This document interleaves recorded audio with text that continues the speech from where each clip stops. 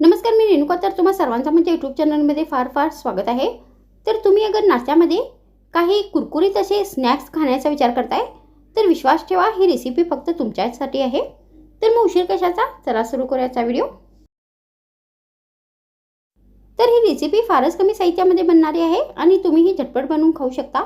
तर ही रेसिपी बनवण्यासाठी सर्वात आधी आपल्याला एक बाउल घ्यायचा आहे आणि यामध्ये 1.5 कप मैदा घालायचा आहे. मग आपल्याला याच्यामध्ये 1 चमचा बारीक रवा घालायचा आहे.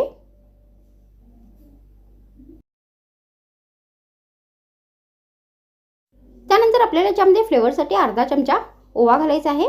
तर ओवा थोडासा हातावरती कुस्करून घ्यायचा आहे आणि यामध्ये घालायचा आहे. मग आपल्याला याच्यामध्ये चवीनुसार मीठ घालायचं आहे.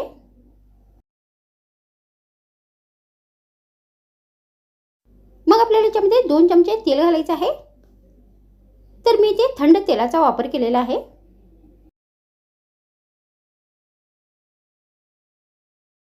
तर आता आपल्याला हे सगळे साहित्य व्यवस्थित हाताने मिक्स करून घ्यायचे आहेत.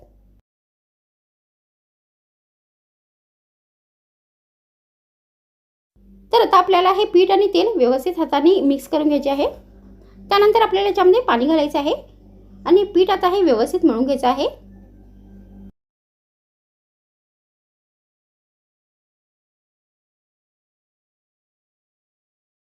मग पीठ पूर्णपणे मळून झाल्यानंतर हे पीठ आपल्याला 5 मिनिटापर्यंत असेच भिजण्यासाठी ठेवून द्यायचं आहे.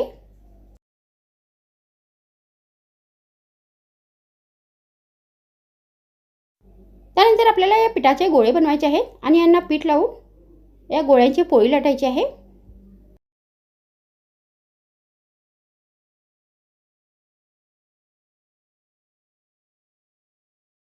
तर ही पोळी आपल्याला फार पातळ नाही लाटायची आहे, जाडसर लाटायची आहे.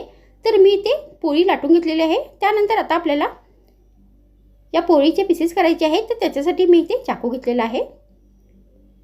तर आता या पोळीचे आपल्याला लांब आकारामध्ये पीसेस कट करायचे आहेत. तर या प्रकारे तर मी हे पोळी लांब आकारामध्ये कट करून घेणार आहे. तर तुम्ही हे गोल आकारामध्ये पण कट करू शकता, नाहीतर शंकरपाळीच्या आकारामध्ये पण तुम्ही याचे पीसेस करू शकता. तर अशा पद्धतीने ही पोळी आपल्याला आता कट करून घ्यायची आहे.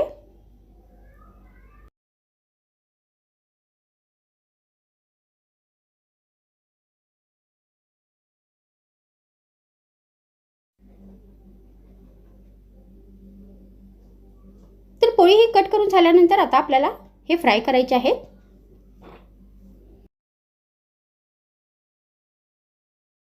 त्यासाठी मी गॅसवर तेल ठेवले आहे. तर आता आपल्याला हे सगळे पीसेस ह्याच्यामध्ये घालायचे आहेत. तर तुम्ही या रेसिपीला मैद्याचे चिप्स पण म्हणू शकता.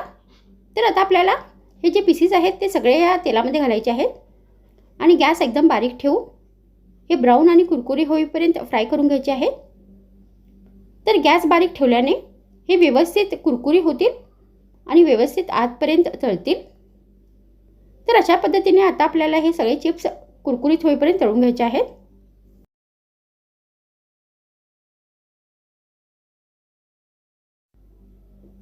त्यानंतर आता आपल्याला तळून झाल्यानंतर हे एका बाउलमध्ये काढायचे आहेत. तर इथे हे व्यवस्थित आता तळले आहेत आणि व्यवस्थित ब्राऊन पण झालेले आहेत.